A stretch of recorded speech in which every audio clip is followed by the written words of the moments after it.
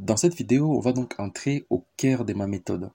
Je vais donc te montrer comment personnellement je trade, je fais du day trading. On va donc aller en profondeur. Cette vidéo n'est pas simplement une vidéo où je vous montre mon process, mais je vous détaille de A à Z l'une de mes stratégies. En fait, j'ai 4 stratégies. J'ai une stratégie que j'appelle la stratégie des sorties d'ange. J'ai une autre stratégie que j'appelle la stratégie des contre-tendances.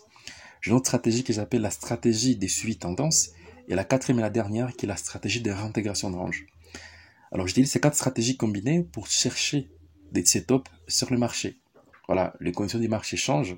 D'évidence, aujourd'hui je vais te parler uniquement de la stratégie des sorties de range. Peut-être que le marché n'est pas uniquement constitué par des ranges. Il y a des moments où les contextes du marché changent. Sinon, donc je pourrais juste programmer un petit algo qui va donc uniquement trader les sorties d'ange et je serai millionnaire. Mais les marchés sont beaucoup plus complexes que ça. Donc c'est une compétence globale et les conditions du marché changent et savoir s'adapter nous permet d'être toujours là, de ne pas être éliminé par cette sélection naturelle darwinienne du trading. Alors, sans plus tarder, il y a tout d'abord 4 règles de base pour trader la stratégie des sorties de range. La règle numéro 1, elle est ici. La règle numéro 2, elle est ici. Et la règle numéro 3, elle est ici. Donc à chaque fois que l'une de ces règles est cochée, je mets OK. OK. Donc si l'une des règles est cochée, je vais donc mettre OK sur cette case. Alors, il y a d'autres règles, puis il y a aussi les setups à trader pour cette stratégie. D'habitude, quand vous avez une stratégie de sortie d'ange, vous allez donc chercher uniquement, vous allez chercher les setups KBO. Donc si on n'a pas cette confluence entre stratégie sortie de range et KBO pour notre trading, alors là, on n'a pas un beau setup. Parce que les contextes derrière ces trades, on ne trade pas uniquement un trade setup. Parce que c'est l'erreur que la plupart des personnes font. Ils vont uniquement trader un trade setup. Certains vont trader uniquement un order block. Certains vont trader uniquement les rebonds dans un retour autour de 50% de Fibonacci. Certains vont, non, ils vont uniquement se concentrer sur un trade setup. Un trade setup en soi ne vous garantit pas un grand avantage. Il faut donc mettre chaque trade setup dans un contexte. Si la plupart des personnes ont un taux de réussite qui est faible dans leur exécution ou ne sont pas confiants dans leur trade, c'est parce qu'ils tradent uniquement des trades setup. Chaque trade setup doit être mis dans un contexte. Les KBO, c'est un trade setup.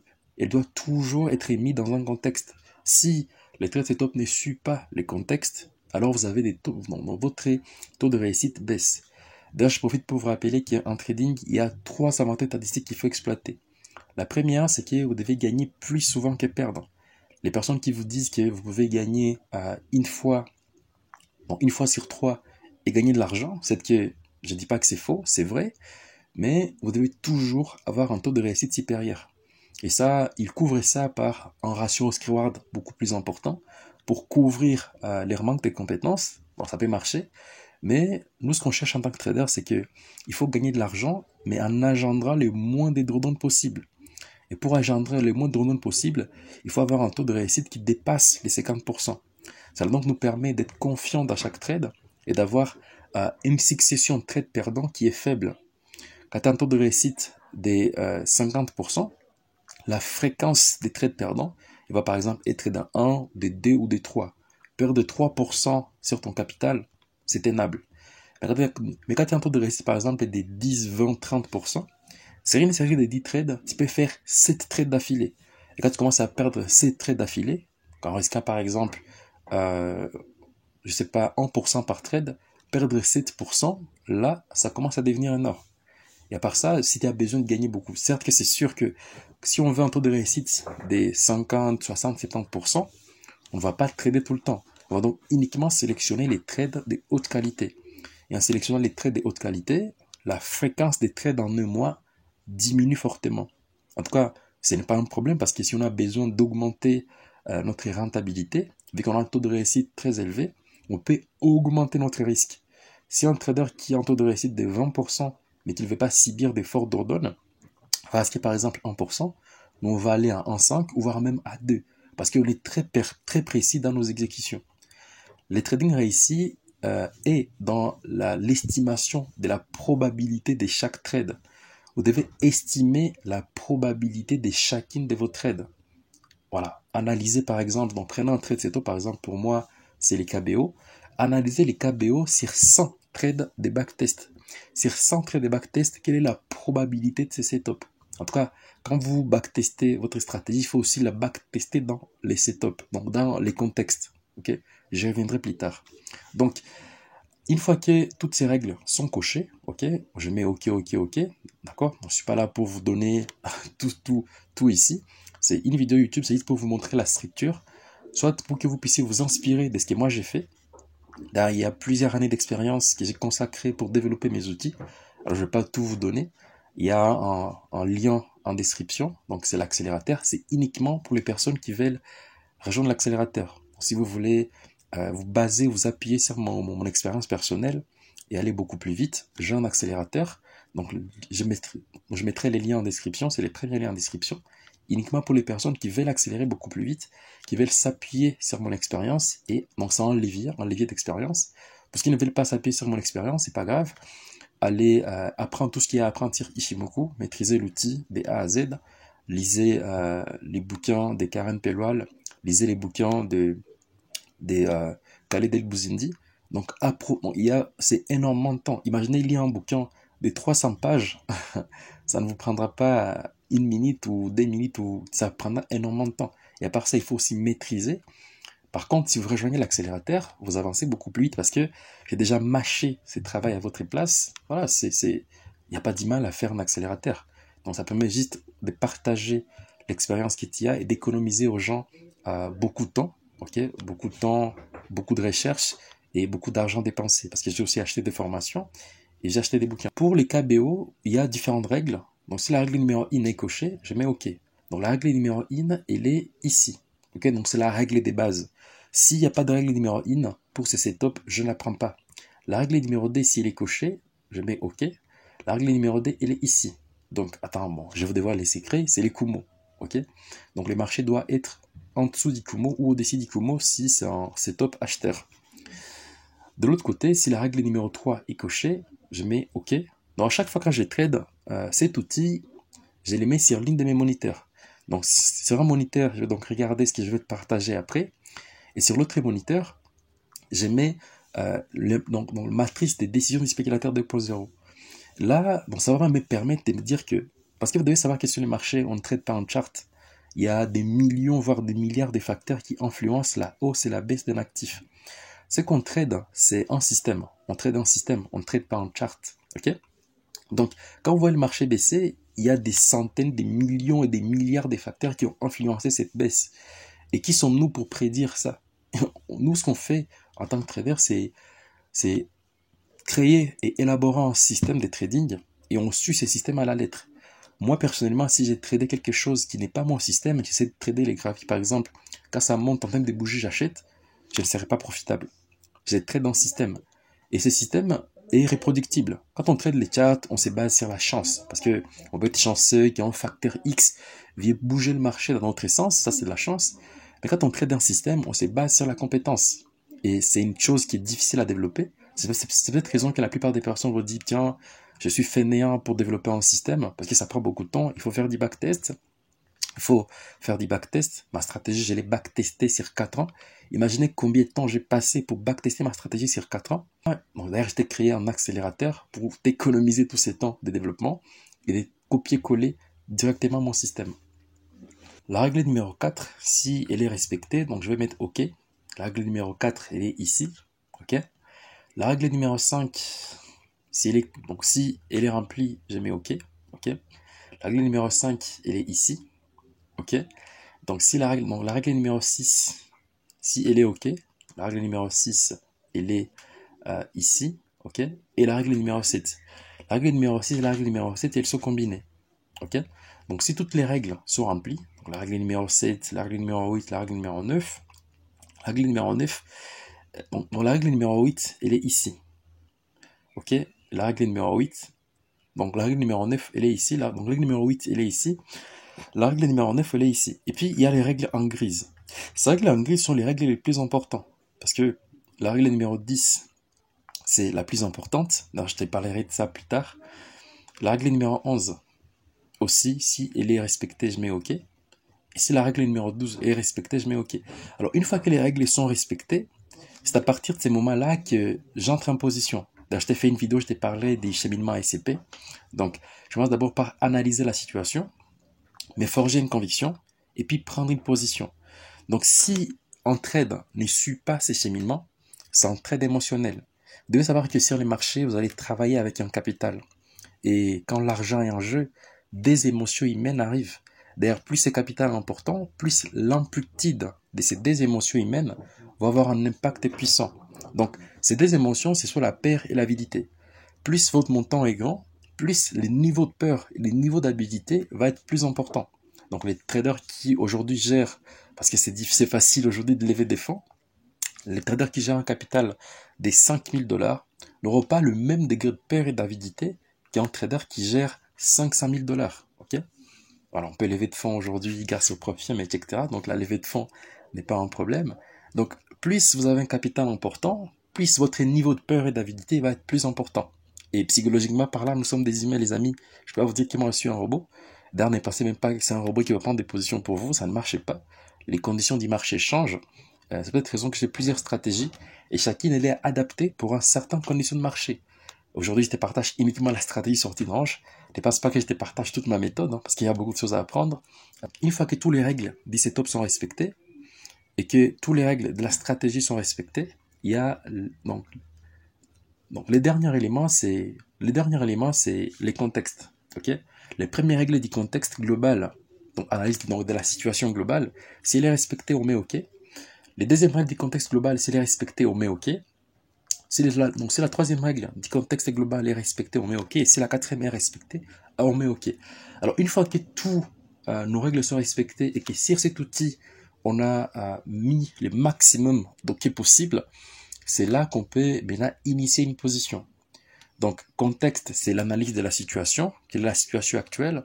Stratégie, ok, c'est nous forger une conviction. Et puis prendre une position avec P. Donc, c'est le fameux cheminement SCP. D'ailleurs, c'est sur base de ça qui est basée toute la méthodologie, toute ma stratégie globale. Voilà, donc on va maintenant passer sur les graphiques. Je pense que tu as compris comment structurer toi aussi ton approche. Donc, si tu as du temps, si tu as suffisamment de temps devant toi, je pense que ça va te prendre 1 an, 2 ans, 3 ans. Donc, si tu t'auto-formes, mais en utilisant mes outils, tu peux y arriver. D'ailleurs, abonne-toi à cette chaîne parce que je te partagerai le maximum des données possibles afin que tu puisses toi aussi développer ta propre méthodologie de trading. Donc, suis aussi ces cheminements SCP parce que c'est la base d'un trading réussi. Commence d'abord à analyser la situation du marché, forge-toi une conviction et puis prends une position. Cela donc va bannir les trading émotionnels, donc les fameux overtrading, les fameux revenge trading, toutes ces choses, tu ne les ressentiras pas quand il y a une approche qui est plus structurée. C'est que c'est basé sur des compétences, c'est pas basé sur la chance. Et je vous dis tout le temps, il ne faut pas baser son trading sur la chance, il faut baser son trading sur des compétences. Et des compétences, ça se développe. Des compétences, ça s'apprend. Donc, rejoins l'accélérateur ou pas. Donc, si tu n'as pas 1 an, 2 ans, 3 ans pour développer ton propre système, tu peux copier-coller la mienne, il n'y a pas de problème. Dans le monde d'investissement, il faut faire du copie-coller. En faisant la même recette de cuisine, tu auras exactement les mêmes résultats. Si tu l'appliques correctement, tu peux réussir. Alors, passons sans plus tarder au graphique pour vous expliquer comment est-ce qu'on cherche ces setups, les fameux KBO. Donc, je vais d'ailleurs partager dans mon canal Telegram tous les règles du setup KBO. Donc, c'était gratuit. Il y a un lien en description. Donc, va rejoindre la description. Tu trouveras en deuxième lieu mon canal Telegram où je partage de façon quotidienne énormément de valeur. Et tu trouveras aussi les setups à message épinglé parce que c'est les setups phares de la communauté, les spéculateurs. Je te partage toutes les règles qui sont ici. Je ne vais pas encore revenir dessus. Moi, je les ai en tête. Ok. Et d'ailleurs, ils sont bien écrits de l'autre côté dans cette fiche Excel. Donc, c'est uniquement pour les personnes qui rejoignent l'accélérateur parce que ça sera un peu malhonnête de partager toute mon expérience de mon système ici pendant que je mets beaucoup de temps, beaucoup d'énergie pour les personnes qui rejoignent l'accélérateur. Alors, on va passer directement au graphique. Alors, là, on est sur les D30. D'abord, vous devez d'abord commencer par analyser la situation ou les contextes de l'actif que vous travaillez. Les D30, c'est les DAX. Ok, donc c'est les DAX Index, mais qui cotent 24 heures. L'autre indice là, les DAX 40, donc les DAX 30, donc les D30 c'est les DAX 40, parce que au début c'était les DAX 30, mais aujourd'hui c'est les DAX 40. Donc ça cote 24 heures. Donc ça cote sur différentes bourses. Ça cote même sur les bourses asiatiques. Ça cote même sur les bourses américaines. Donc ça cote sur toutes les bourses. Et ce qui est là est que vous devez savoir que cet actif, quand vous la tradez dans un bon contexte des marchés, il va donc bouger plus fortement pendant la session asiatique. Donc je t'ai parlé d'ailleurs dans une autre de mes vidéos des différentes kill zones. On a 3 kill zones de base en trading. On a la kill zone US, la kill zone asiatique et la kill zone et la kill zone londonienne. Donc la kill zone que vous allez utiliser, ça correspond à votre emploi du temps. On peut trouver des belles opportunités pendant la session asiatique dans la kill zone asiatique. Il s'agit juste de trader les actifs qui bougent bien, en tout cas, parce que le trading, c'est profiter des écarts des prix. En trader les actifs qui bougent bien dans ces différentes sessions, vous allez donc vous exposer à cette volatilité. Parce que pour nous, les spéculateurs, parce que vous devez savoir que sur les marchés, il y a des types d'intervenants, c'est-à-dire qu'il y a plusieurs intervenants, mais on peut les catégorifier, on peut les mettre dans des catégories. Il y a ce qu'on appelle les really money, ce sont les personnes qui vont donc acheter des actifs réels, ils vont donc acheter les DAX dans l'optique d'investissement. Il y a des personnes qui vont aussi vendre les DAX donc ils vont acheter et vendre des actifs réels. Et on a les fast money. Les fast money, ce sont les spéculateurs. Des personnes donc, qui vont donc profiter. Donc quand il y a des gens qui veulent vendre, par exemple, les DAX, donc ils l'ont acheté depuis, c'est pas 10, 20, 30 jours, 1 mois, 2 mois, 8 mois, et qu'ils veulent la vendre. Les spéculateurs ou les traders, ils vont répondre présent. C'est-à-dire que, bon, je dis pas que sur les petits spéculateurs, il y a aussi le market makers qui vont donc répondre présent à ces demandes. Et nous, ce qu'on va faire, c'est que quand ils vont vendre, le marché va baisser. Et nous, en tant que spéculateurs, on va profiter de cette baisse. On va aussi profiter de la hausse quand ils achètent. Mais on ne sait vraiment pas quand est-ce qu'ils vont acheter. Mais grâce à la lecture graphique et au comportement des marchés, il y a la répétition des patterns qui se forment sur le marché. Et nous, on capitalise sur ces patterns pour acheter ou bien vendre. Je pense que ce fameux trading mindset que vous devez avoir, tu l'as bien compris. Alors, aujourd'hui, alors la stratégie, tout d'abord, la stratégie que je vais te partager, c'est la stratégie des sorties de range. Alors, comment d'abord identifier un range sur le marché? Moi, j'utilise personnellement Ishimoku. Donc, tu peux utiliser autre chose, par exemple, le banc de Bollinger. Quand il y a la borne haute ou la borne basse qui compresse, il y a une divergence, donc il y a un range. Voilà, ça te permet d'anticiper la formation d'un range. Tu dois savoir que sur le marché, le marché n'a que deux états. Soit les marchés est en range, soit les marchés est en tendance.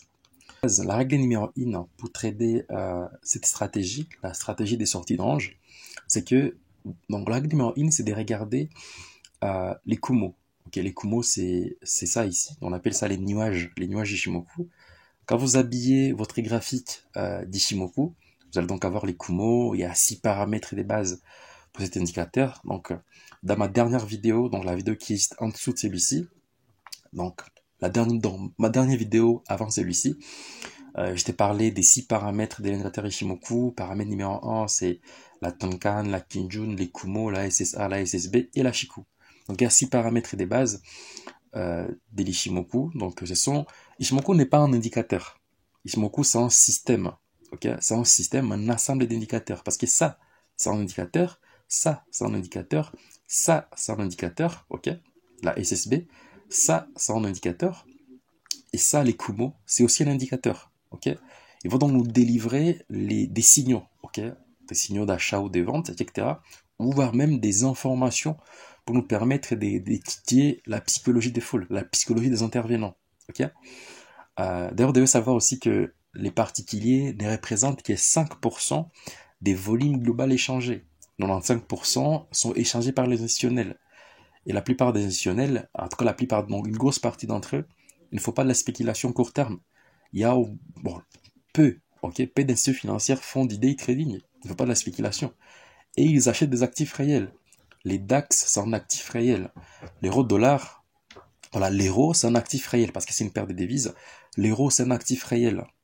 Les dollars, c'est un actif réel. Il y a les gens qui échangent les dollars contre des zéros. Et nous, en tant que spéculateurs, ce que nous on fait, c'est qu'on va donc profiter de la hausse et de la baisse. Je sais que je me répète. Alors, ici, dans la première règle pour trader ces setups, c'est que vous devez donc regarder les Kumo. Ok. Et quand vous regardez le marché entre dans les Kumo, ok, donc les marchés touchent les Kumo ou pénètrent dans les Kumo, au minimum une clôture, ok, là c'est les H1, parce que quand on fait des day trading, encore une fois, il y a beaucoup de notions à partager, c'est pour cette raison qu'il y a un accélérateur, je te rappelle les liens en description.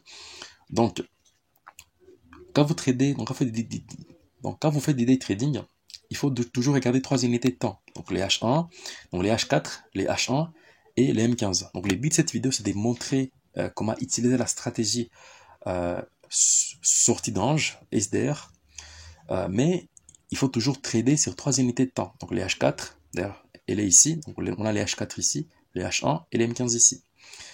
Alors, bon, ici, il y a l'unité de temps dans H1, ok, donc c'est là où on élabore une stratégie, ok. Alors, qu'est-ce qu'on a vu? Donc on a vu le marché qui baisse. Le marché a touché les Kumo pour la première fois. Quand les marchés touchent les Kumo pour la première fois, donc gardez en tête que c'est plus haut, ok? C'est plus haut de marché ici. Ça va être potentiellement ta borne est haute de ton range. La borne est haute de ton range, ok? Et puis, une fois que le marché fait un creux, ok, donc, on le voit ici, le marché a fait un sommet. Ici, le marché a fait un creux.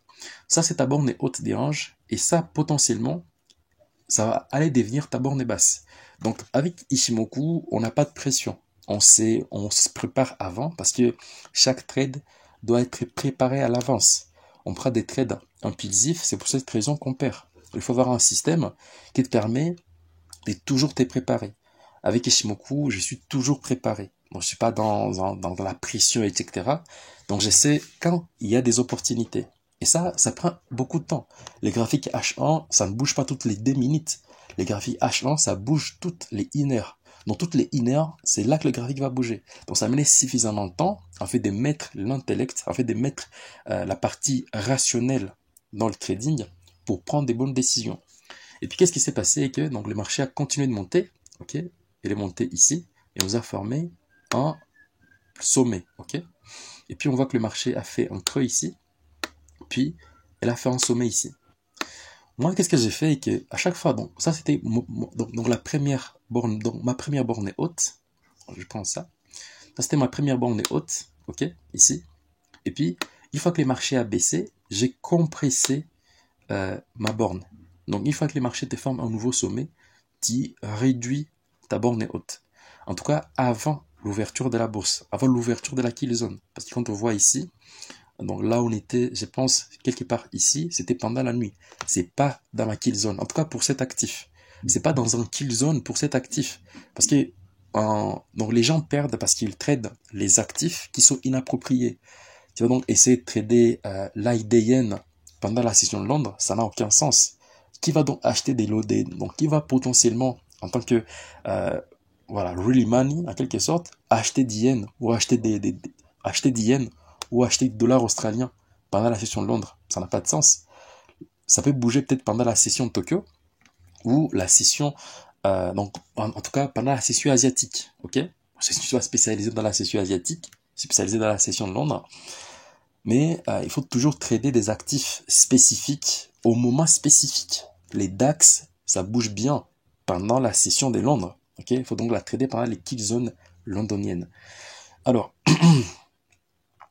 ici, donc, j'ai compressé la borne haute. La borne haute, elle était ici. Je l'ai compressée au maximum pour que je puisse quand même avoir cette compression maximum des volumes. Okay, donc, compression maximum des volumes ou des volatilités, etc. Et à part ça, vous devez comprendre ce que c'est le marché. Dans une tendance, on a une distribution. Et dans un range, on a une accumulation de volume. Alors, il faut compresser cette accumulation de volume. Pour les personnes qui maîtrisent le market profile, ils savent que il y a un niveau autour d'une accumulation. Voilà, un niveau où il y a l'accumulation du maximum des volumes. Il faut donc essayer toujours de compresser. Donc, une fois que on a un plus haut, bon, une fois qu'on a un plus haut, j'ai compresse la borne est haute. Donc la borne haute n'est plus là, la borne haute est désormais ici. Et puis là, on est à côté de mon kill zone. Ok, donc on est ici. Ici c'était mon kill zone, dans mon niveau de kill zone, parce que là c'était la session asiatique ici. Il n'y avait rien à faire, de toute évidence. Dans cette petite hausse ici, donc ça c'était pendant la nuit, il y avait une ouverture à gap, un gap. On avait un gap ici, et puis le gap a été fortement comblé. Donc on a comblé le gap, etc. Et puis là, il y a une baisse, ok. Et on voit ici que on a la règle numéro 1, ok. La règle numéro 2, les Kumo. La règle numéro 3, la cassure, ok, la cassure des Kumo par les bas. La règle numéro 4, la Shiku qui valide. La règle numéro 5, on a un écart réduit entre la Tenkan et la Kinjun. La règle numéro 6, c'est là où on positionne notre stop loss, ok. La règle numéro 7, 8, 9, etc., etc. Et ici, donc, ce qu'on allait faire en termes de stratégie, ok, c'était que quand on a eu ces rebonds ici, donc quand vous avez un rebond, quand vous tradez cette stratégie, quand vous avez donc un rebond dans les Kumo, vous dessinez votre borne basse et votre borne haute. Parce que nous, on était arrivé sur les marchés, c'était ici. Parce que bon, cette journée ici, on n'avait rien à faire. On était arrivé sur on était arrivé sur les marchés la journée ici, donc la journée du 10 mars 2024, et bien sûr, c'est pas 10 ans en arrière. Et on avait donc la borne basse qui était ici, la borne haute qui était ici, la borne haute comprimée, parce que la borne haute était ici, on l'a comprimée. Donc je t'apprends dans l'accélérateur des A à Z comment identifier et on décortique toutes les règles de base pour ces setups. Et je te montre aussi comment éviter les pièges, parce que c'est basé sur mon expérience. Pour les personnes qui ne rejoindront pas l'accélérateur, ils vont donc devoir chercher par eux-mêmes. Hein. D'ailleurs, c'est pour ça que l'accélérateur existe. C'est uniquement pour les personnes qui veulent beaucoup plus avancer, qui veulent donc économiser du temps, qui veulent s'appuyer sur mon expérience. Alors, la bande haute est là, la bande basse est ici. On trace des lignes. On trace des lignes souvent en noir, c'est un style personnel. On a donc la borne haute ici, la borne basse en dessous. Et là, qu'est-ce qu'il y a de plus intéressant encore qui est venir rajouter des probabilités sur notre trade, c'était que on avait donc ma ligne bleue. Ma ligne bleue, il n'y a rien à cacher ici, c'est les points pivots. Les points pivots, mais qui est calculé sur l'hebdomadaire. Donc chaque semaine, les points pivots vont être récalculés.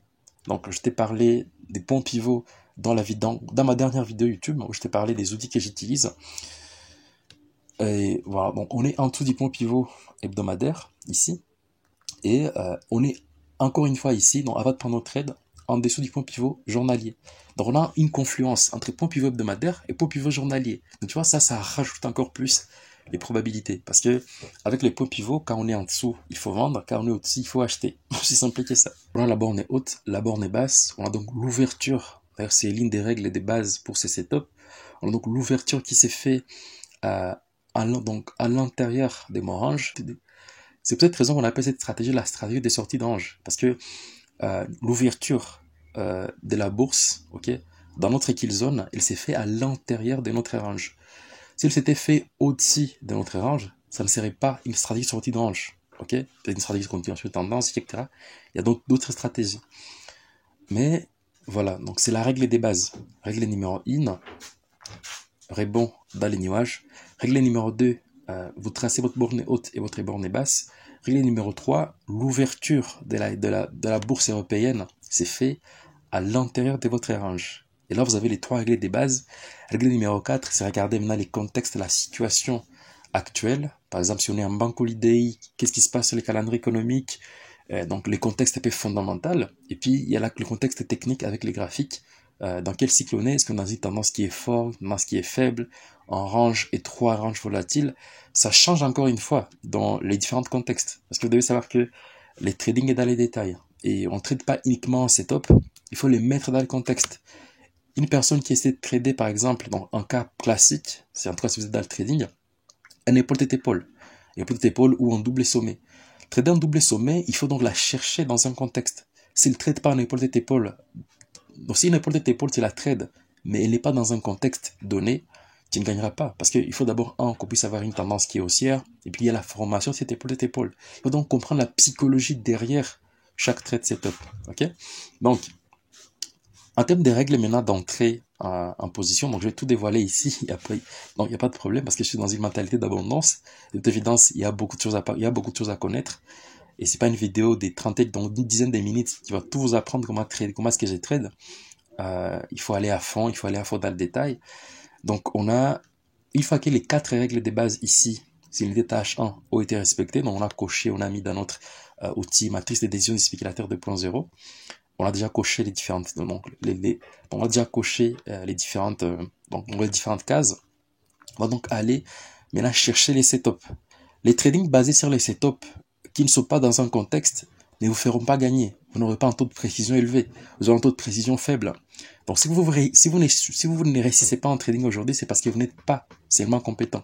Vous n'avez pas suffisamment d'expérience.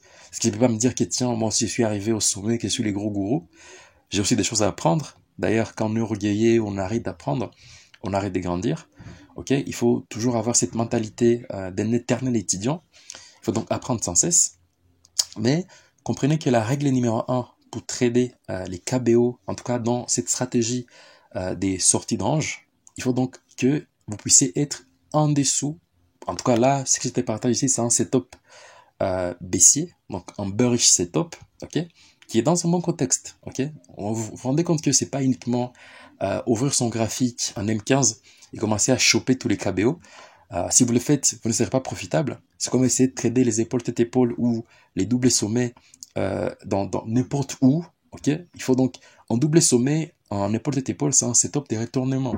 Il faut donc les trader dans une tendance qui est forte. Vous avez une tendance qui est forte, puis vous retournez cette tendance. Là, ça marche.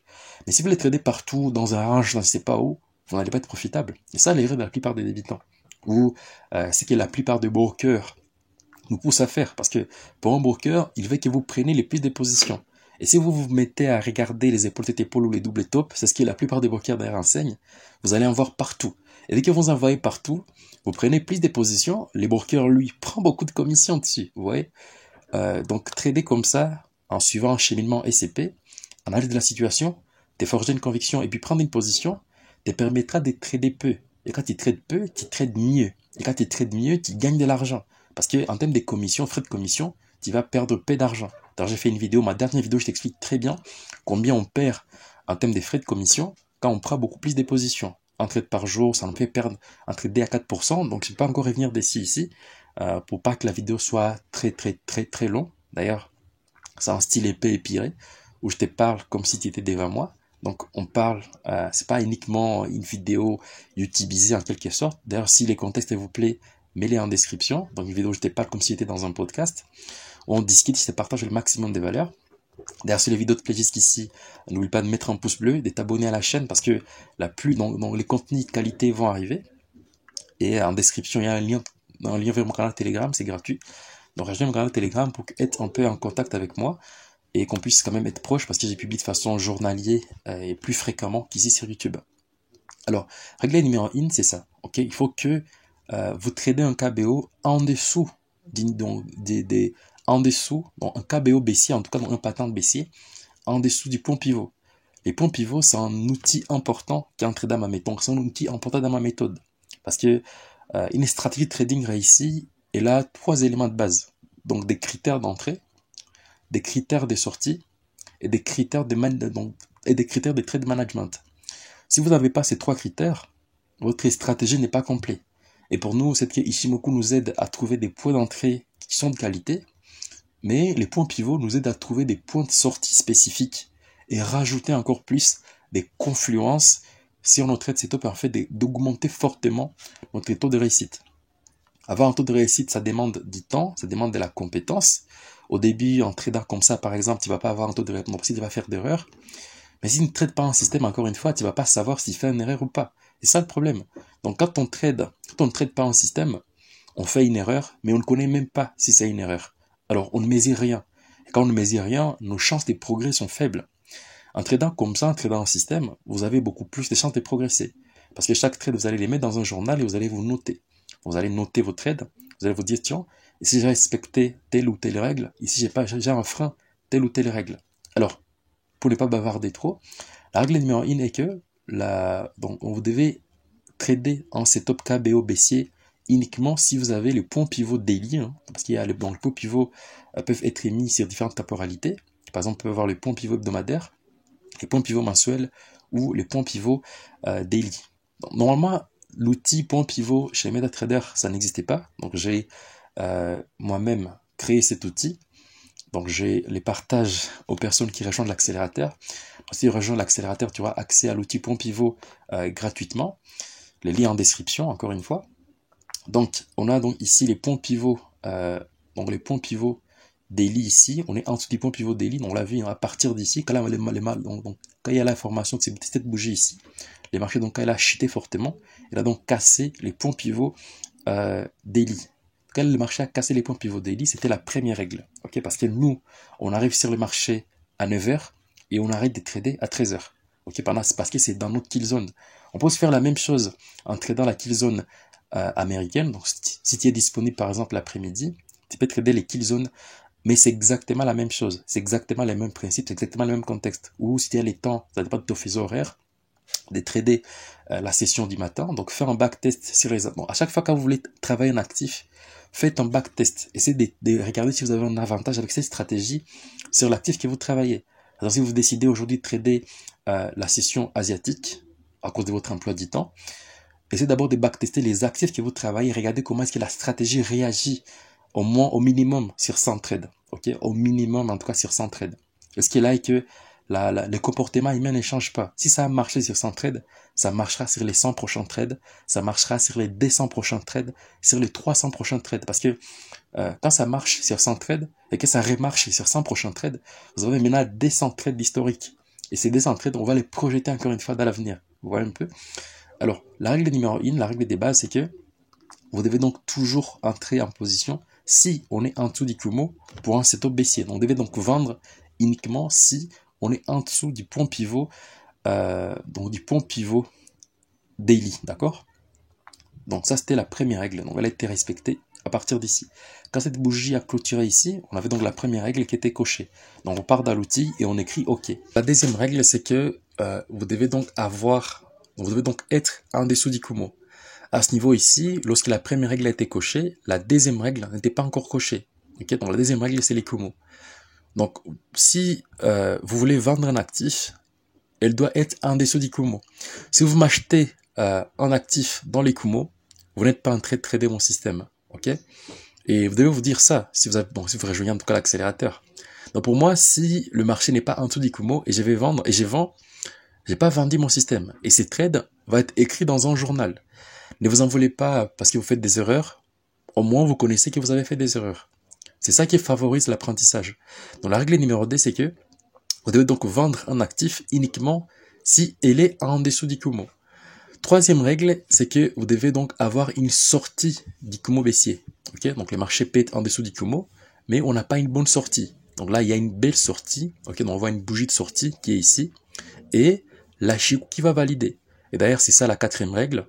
Troisième règle, le marché qui casse les Kumo à la baisse. Ok, donc on voit ici les Kumo est cassé par les bas.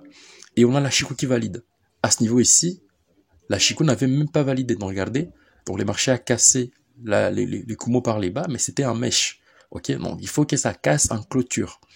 Que ça ne casse pas en mèche. Ok, il y a au début, quand je commençais à traiter ces systèmes, il y a des moments où j'entrais sans attendre la clôture. Et je me faisais stopper. Ok, donc ne faites pas la même erreur. D'ailleurs, c'est cette raison qu'il y a un accélérateur, c'est pour vous montrer les erreurs que j'ai fait. Moi, j'ai perdu de l'argent, mais vous n'allez pas les perdre. Donc, il y a toujours la phrase que j'ai dit, les gens intelligents apprennent de leurs erreurs, les gens sages apprennent des erreurs des autres. Parce que moi, ça m'a coûté de l'argent, cette erreur, ou différentes erreurs, beaucoup d'erreurs que j'ai fait. Mais moi, dans l'accélérateur, je vous épargne ces erreurs. Donc, je vous sollicite à être sage et à apprendre via l'accélérateur. Donc les liens est en description, ça sera les premiers liens en description pour rejoindre l'accélérateur. Alors, donc troisième règle ici, quatrième règle là-bas, ok. Cinquième règle, ok, c'est la règle la plus importante, c'est où est-ce que vous allez mettre votre stop loss. Parce que quand vous entrez dans un trade, il faut savoir votre zone d'invalidation, ok. Si j'ai tort sur ces trades, qu'est-ce qui va se passer? Si j'ai tort, au moins, je perdais pas tout mon capital. Après, je vous conseille pas de mettre tout votre capital. La règle numéro, voilà. Donc, la règle numéro 5, ok, bon, d'ailleurs, avant, j'ai oublié. La règle numéro 5, c'est que vous devez avoir un écart réduit entre la Tenkan et la Kijun. La Tenkan, c'est la ligne rouge. La Kijun, c'est la ligne bleue. Donc, avoir un écart réduit, ok. Bon, une katana, c'est mieux. mais avoir un écart réduit, en tout cas, c'est le minimum. Donc, avoir un écart réduit entre la Tenkan et la Kijun, c'est la règle des bases, la règle numéro 5. La règle numéro 6, maintenant, c'est là où vous allez placer. Donc, c'est les règles de placement de votre stop loss. Vous devez toujours placer votre stop loss au-dessus de la Kijun. Donc, votre stop loss ne doit jamais être placé en dessous de la Kijun, en tout cas dans un setup, dans un cas de KBO baissier. Ok? Dans un KBO baissier, ne placez jamais votre stop loss en dessous de la Kijun parce que la Kijun représente la dynamique moyen terme. Toujours votre stop loss au-dessus, en tout cas voilà, au-dessus de la Kijun. Ok? Pour un setup baissier, placez votre stop loss au-dessus de la Kijun comme je l'ai placé ici. Donc la clôture, elle s'était fait ici. La Kijun a fortement baissé. Je place mon stop loss au-dessus de la Kijun. Parce que si le marché est remonté, il va au moins être calé par ma Kijun. Parce que la Kijun, c'est... ça joue un rôle des supports, des résistants. Ça dépasse si c'est à l'achat ou à la vente. Donc ça peut potentiellement peut-être bloquer le marché d'aller chercher mon stop loss. Parce qu'en trading, il faut toujours chercher à... Quand vous entrez dans un trade, il faut donc maximiser les probabilités que le marché part chercher votre TP et minimiser les probabilités que le marché part chercher votre stop loss. En tout cas, en spéculation, n'oubliez pas, nous sommes des spéculateurs, des fast money. C'est ça la règle des bases. Ok, n'essayez pas de vous comparer aux investisseurs, les gens qui savent que sur le long terme, ils auront toujours raison, qui cherchent à avoir raison. Nous, ce qu'on cherche à faire, c'est de gagner de l'argent, de jouer avec les trois méthodes statistiques. Donc, gagner plus souvent qu'on ne perd. Quand on gagne gros. Ok, donc avoir toujours un source reward pour nous, chez les spéculateurs, c'est 1 pour 2 minimum. En dessous d'1 pour 2, ça ne nous intéresse pas. On cherche toujours 1 pour 2, 1 pour 3, 1 pour 4. Il y a des moments où on fait même 1 pour 8. Ça arrive, les journées sont différentes. Les opportunités ne sont pas distribuées de façon linéaire. En tout cas, c'est les bons mindsets à avoir. Encore une fois, si les sujets du mindset vous intéressent, en description, il y a un lien vers mon canal Telegram où je partage chaque semaine un podcast où je parle du trading mindset. Je vous parle de tout ce qu'il faut savoir pour réussir en tant que trader. Alors, règle numéro 6, c'est ça, en fait. Positionner son stop loss derrière le maximum d'obstacles possibles. Derrière le maximum d'obstacles possibles, c'est la règle des bases, la principale règle, en tout cas chez nous, chez les spéculateurs, c'est que il faut donc positionner son stop loss au-dessus de la Kijun. Et une autre chose, c'est que vous devez aussi respecter vos règles des risques management. Si vous avez un capital de 25 000 par exemple, et que vous risquez 1% par trade, ces trades ici, faites qu'elles ne puissent pas vous faire perdre plus de $250. Parce que $250, c'est 1% des 25 000. Ok? Respectez ces règles. Ok? Moi, ça m'a pris beaucoup de temps.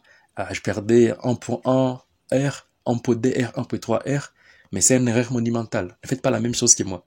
Donc, je vous partage mon expérience. D'ailleurs, c'est ce que j'ai fait aussi dans l'accélérateur.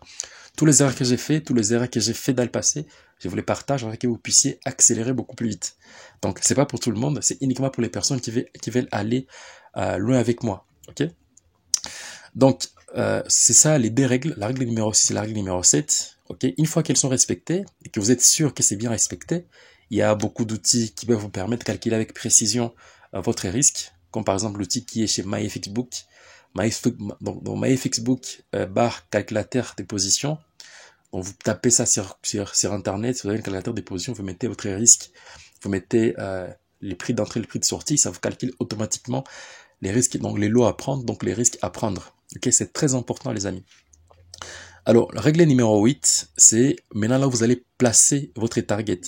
C'est bien de savoir où on va entrer, mais c'est aussi mieux de savoir où on va sortir. Parce que à un certain moment, si on n'a pas des règles des sorties, on est cupide. On se dit, bah tiens, ok, le marché va aller beaucoup plus loin.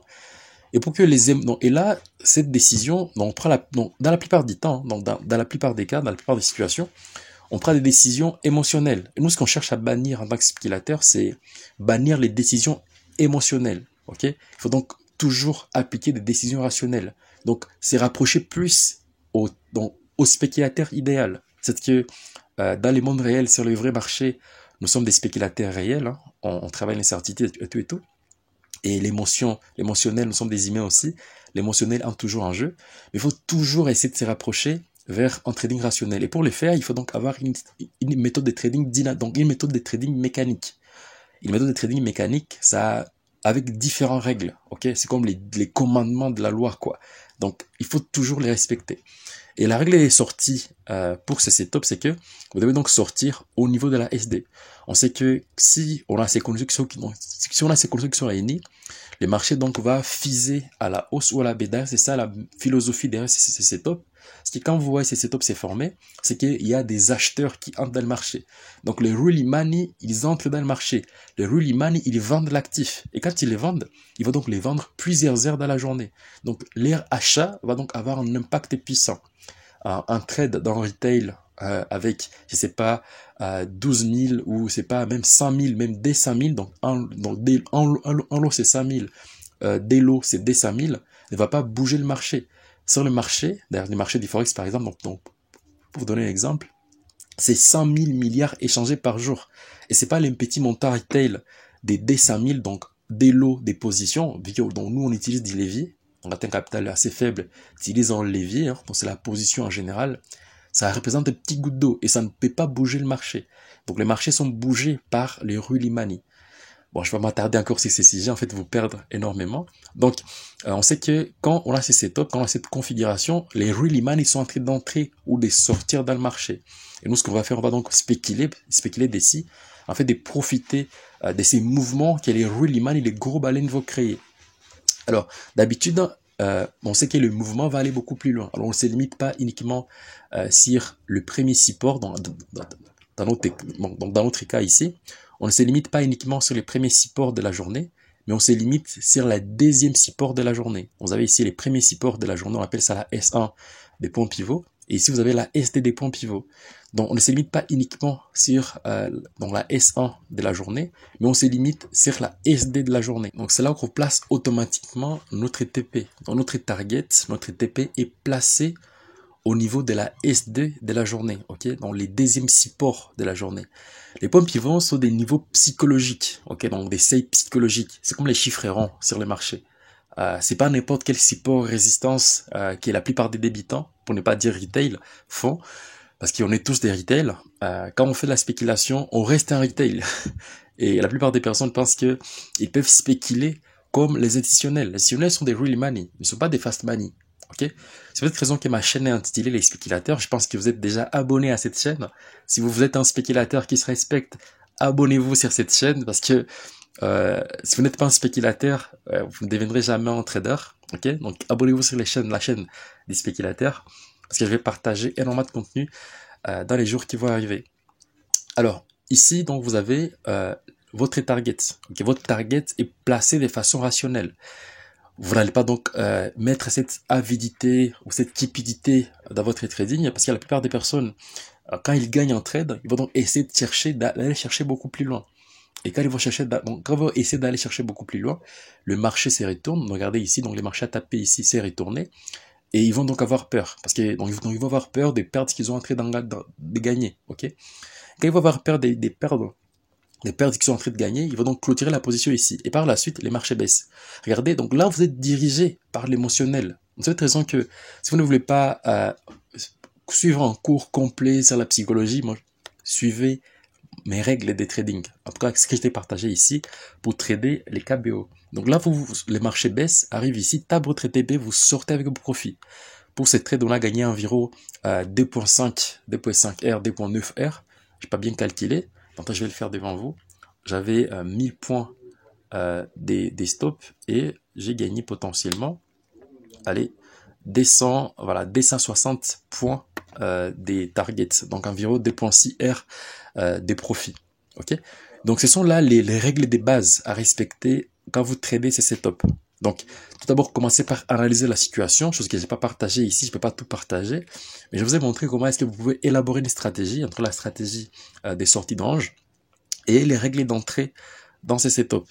Je pense qu'avec cette vidéo, trader en KBO dans un bon contexte des marchés, voilà, ne sera pas un problème pour toi, ok, parce que tu connais maintenant les règles à respecter et toute la philosophie, la méthode derrière. Chose que je n'ai pas mentionné aussi, vous devez toujours vous rassurer que ces trades setup a été pris dans les bons time zones. Ok, donc il y a ce que j'appelle le mur de fin des validités temporaires. Donc c'est que ces setups, donc l'entrée en position, vous devez la prendre entre 9h et 13h. La plupart des personnes, quand vous parlez avec eux, ils te disent, tiens, j'ai loupé ces trades, j'aurais pris ces trades, etc. Donc ça, c'est une manque de ponctualité. Et dans la maîtrise comportementale, l'élément clé qui fait qui fera que vous puissiez réussir, c'est cette ponctualité. Il faut être ponctuel. Il faut être là pour saisir les opportunités que le marché t'offre. Il faut donc être préparé tous les jours.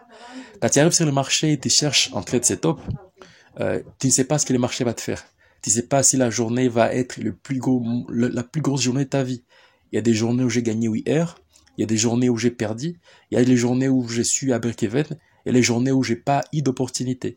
Mais en tout cas, au début de la journée, on ne sait jamais si la journée va être la plus grosse journée de notre vie. Mais il faut toujours être ponctuel. Parce que si par exemple aujourd'hui tu es devant tes graphiques et tu ne trouves pas ces fameux KBO, bah restez cash. Ne perds pas ton argent inutilement. On ne traite pas en chart, on traite en système. Et tu dois donc venir sur le marché chaque jour, en tout cas en tant que day trader, avec ces fameux reset mental, en te disant, tiens, aujourd'hui, je n'attends rien du marché. Parce que la plupart des personnes perdent à cause de leur psychologie. Ils ont une psychologie de merde. Ils ont une mauvaise hygiène de vie. Ce genre de personnes, il faut d'abord qu'ils règlent leur hygiène de vie. Il faut d'abord qu'ils règlent leur discipline. Il faut d'abord qu'ils, etc., avant de commencer à appliquer ma stratégie. Donc, ça, c'est ma méthode de trading globale. Donc, pour l'appliquer et réussir, il faut donc la routine et les plans de trading sont les deux piliers d'une méthode de trading. Les plans de trading, c'est que je t'ai partagé ici, donc la partie exécution. Mais aussi la partie routine, la gestion de tes routines. Est-ce que tu es focus? Est-ce que tu es discipliné? Est-ce que tu es patient pour attendre que toutes les règles soient réunies? Si tu entres de façon hasardeuse ou de façon impulsive et tu es très impatient, tu vas pas gagner. Il faut être patient, attendre que toutes les conditions soient réunies avant d'entrer dans une position. Donc, venez chaque jour sur le marché en tant que day trader pour chercher ces setups. C'est sûr qu'il y en a 3. Ok, donc dans l'accélérateur, on décortique les 3 setups que je trade personnellement.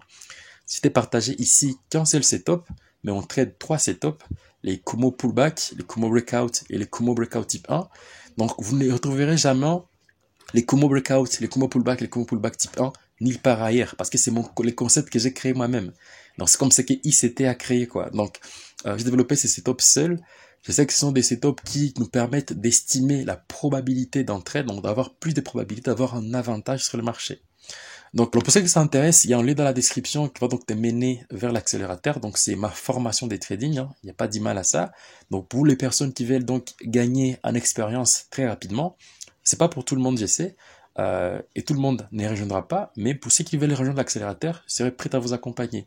Parce que il y a beaucoup de choses à apprendre, il y a beaucoup de choses à partager. Et voilà, si vous voulez continuer à galérer et chercher des informations par vous-même, bonne chance. Mais pour les personnes qui veulent aller beaucoup plus vite, qui vont donc arrêter de perdre leur temps, parce que les trading n'est pas de la chance. Les trading, c'est une compétence. Et c'est de l'expérience. Et quand tu trouves quelqu'un qui a de l'expérience, qui te les partage, tu avances beaucoup plus vite. C'est cette raison que j'appelle ça l'accélérateur. Donc, si la vidéo t'a plu, n'oublie pas de t'abonner, lâche un pouce bleu, et on se retrouve dans la prochaine vidéo. Ciao!